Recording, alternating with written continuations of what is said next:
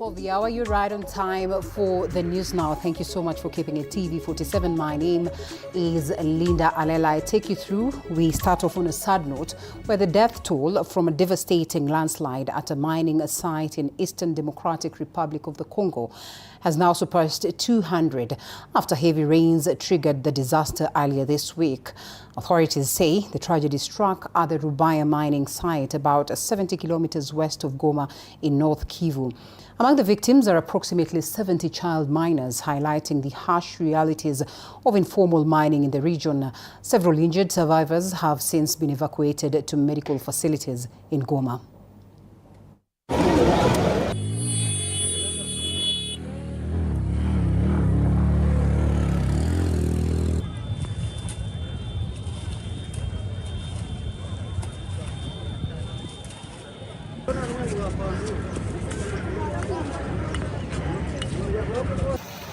Hapa ni Rubaya.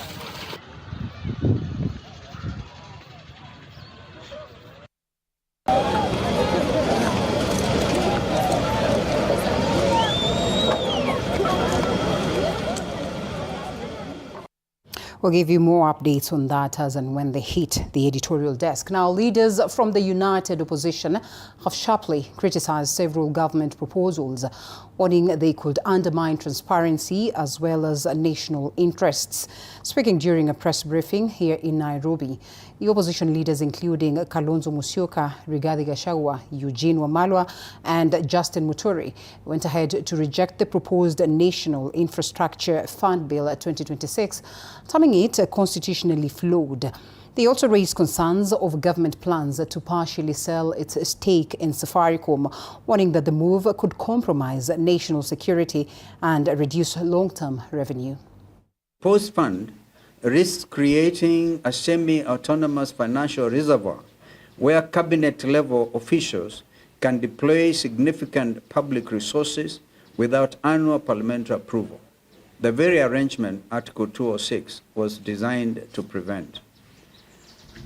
On CS Bandi's admission and misleading Parliament, these concerns are directly confirmed by the conduct of Treasury Cabinet Secretary John Bandi in a sworn affidavit filed at the Milimani High Court on or about 3rd March 3rd, 2026. CS Bandi confessed to having misled Parliament regarding the legal status of the 5 trillion shillings National Infrastructure Fund, while consistently presenting the fund to parliamentary committees as a public fund subject to parliamentary oversight. His court affidavit refuted a wholly contradictory reality. The entity is not a fund within the meaning of Article 206 at all, but a limited liability company. And elsewhere, Deputy President Professor Kithure Kindiki has assured residents of Meru County that the national government will complete stalled development projects in the region, some dating back to the era of the former president, that is Mwai Kibaki. Among the priority projects is the completion of the upgrading of roads across the county. Now, Kindiki says the government, through the Kenya Urban Roads Authority, is currently upgrading roads within Kianjai Township to improve mobility and enhance the quality of life for residents. Meru, mimi kama Deputy Rais, kazi yangu ni kusukuma mambo ya maendeleo ya Wameru, ya Tharaka Nithi, ya Embu, ya Mount Kenya, ya Rift Valley, ya Nyanza, ya Western, ya Pwani, ya Northeastern, kila mahali ndio tupate maendeleo katika nchi yetu. Nimetaja hizo barabara. Nimesema Kianjai, Kerendene, Miathene mpaka Mekindori. Nimesema St. Anne, Kunene, Kagaene mpaka Miomponi. Na nimesema Murere, Isiolo. Lakini bado barabara ni nyingi, tunataka tuweke lami. Give us time, my friend. Give us a bit of time. Au muda tu kidogo, tupange kazi. In a few months, mutaona barabara ya kutosha hapa Meru County, because we have released 39 billion for roads in Meru County and another 3.7 billion Meru Town peke yake. Tunataka barabara za Meru Town ambaye ni headquarters yetu, tutaweka 3.7 billion in addition to the 39 billion that we are spending in the rest of Meru County. Now, dance lovers and families in Nairobi are set for a magical experience as Dance Center Kenya stages the classical ballet Sleeping Beauty at Bribant Theatre. That is from March 6th to 8th. Performers say they have spent months rehearsing to deliver a captivating production featuring graceful choreography, classical music and elaborate costumes. The show is also expected to highlight Kenya's growing ballet talent while offering an entertaining cultural experience for families and lovers of the arts. I'm really excited. It's been one of my dream roles for a long time. It's a character I'm really excited to embody because she's really fun, energetic, but also you can see how mature she is as the play goes on, and I'm really excited to do it. I would say getting the variation, since as a prince you really need to do difficult things, but at the same time my dance instructor made it easier on me, which made it way easier. I like how she's seen on stage, when it's her part, it's really her part, so yeah.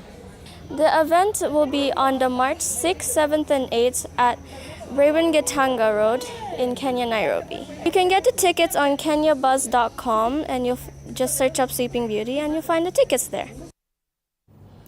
The expansion of Islamic banking and insurance is gaining momentum across the Eastern African community, with Uganda joining Kenya and Djibouti in offering Sharia-compliant financial services.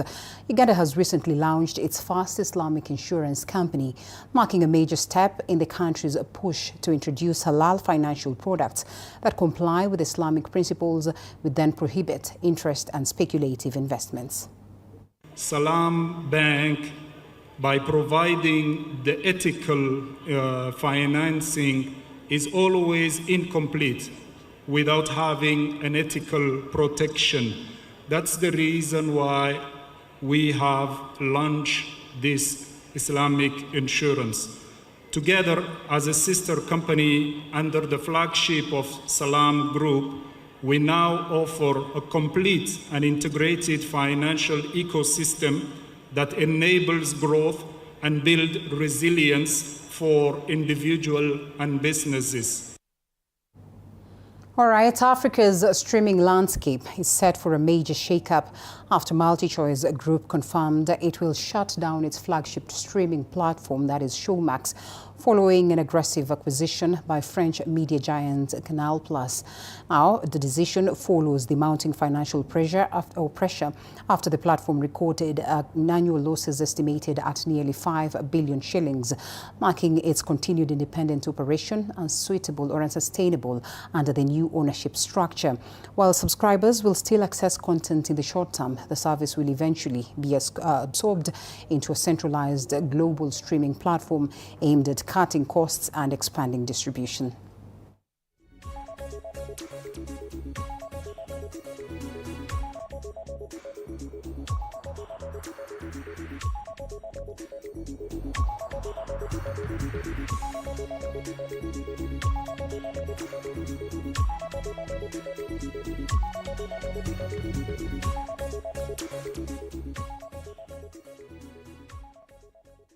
Now listen to this interesting story. In the heart of Chengdu in China, a traditional approach to finding love continues at the matchmaking corner in People's Park. Here, parents post handwritten profiles of their children on public boards, listing details such as age, occupation and background in hopes of finding suitable partners. Well, unlike modern dating platforms, the profiles are linked to verified identities, giving families confidence in the information that is shared. Now, for many parents, the effort goes ahead to reflect a desire to help their children find stable as well as meaningful relationships. While some young people prefer meeting partners, that is through social circles or online platforms, while others value parental involvement as an initial step in identifying potential matches. Despite the rise of digital dating apps, the matchmaking corner remains a reminder that relationships can still begin the traditional way. Physical database of hope. The information registered here is real identity information. Here in the park, parents register the IDs to post the sheets. It's quite reliable and down to earth. On social media apps, some accounts are virtual numbers. You can't really tell what's real, right? It's all for my daughter's happiness. Kids nowadays are very busy, right? So sometimes parents come to help them take a look because the information here is relatively trustworthy. I think everyone sees it differently. Some people might feel it brings trouble or pressure and think they're not ready for that yet. They may prefer to meet their future partner through their own channels, but others might feel that the people they meet at work aren't suitable, and outside of work, they don't really have other social circles to meet potential partners. If parents help screen first and then they go to know the person themselves, there's actually a certain sense of security in that.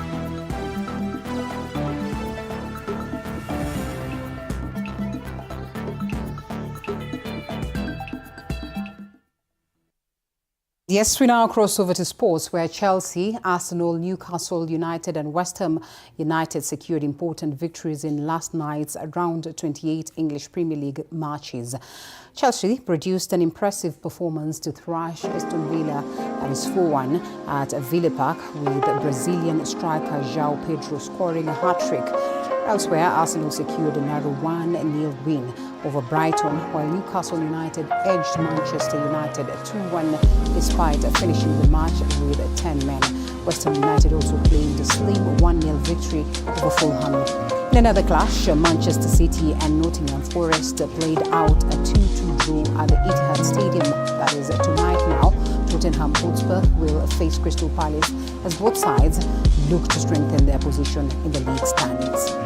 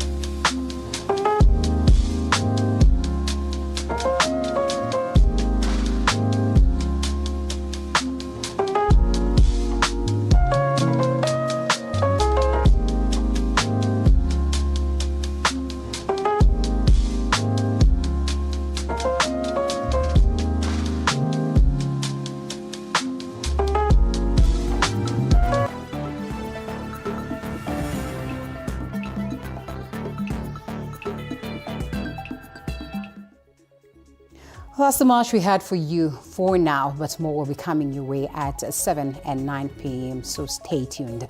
My name is Linda Alela. We close the news now. Goodbye.